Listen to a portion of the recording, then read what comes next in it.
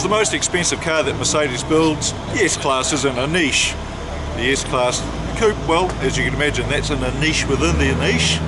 And this AMG S-Class Coupe is, well, I don't need to explain. So it's not mainstream, but it is magnificent, and so is the opportunity we have here today, and that's to drive from Sydney up to Bathurst to see one of the world's most exciting motor races. Okay, so that's probably got you a little bit confused. You're probably thinking, what's he talking about, a big race? That's at Bathurst every October, and it's all about Fords and Holdens. Well, this is the other big race, the one fought between GT3 cars.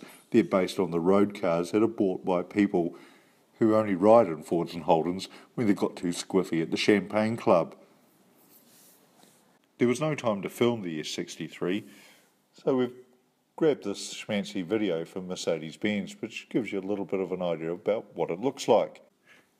It's a 3-hour drive from Sydney to Bathurst, and we could take every minute of that to tell you about the technology Mercedes and AMG have thrown at this car. For $350,000, you of course get all the leather and real metal furnishings you could imagine. But that's just the icing. This car has a bewildering count of acronyms attached to it. At this level, you're looking at an autonomous car in all but name and insurance liability.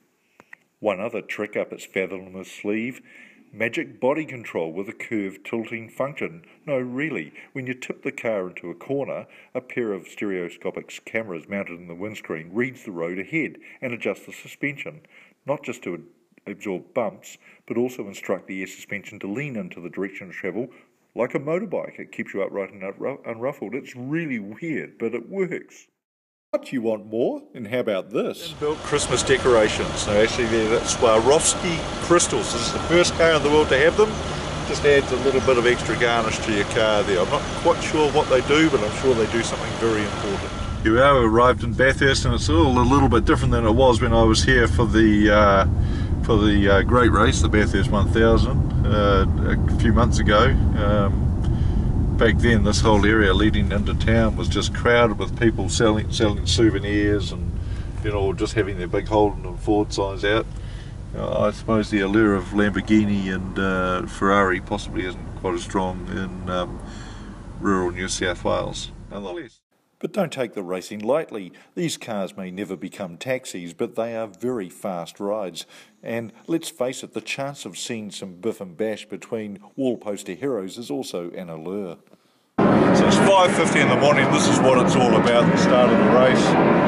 Everybody, as you can hear, they're leaving the pits now. They'll do one lap following the pace car all the way around Mount Panorama, straight through Conrod here behind the pace car as everything builds up the pace. The pace car roars off and it's action for the next 12 hours. And that's how it started. From there on, a really wild ride. You can see some of the highlights from now on. I'm indebted to my colleagues at Speed Cafe Australia and to their colleagues at Channel 7 for allowing me this footage.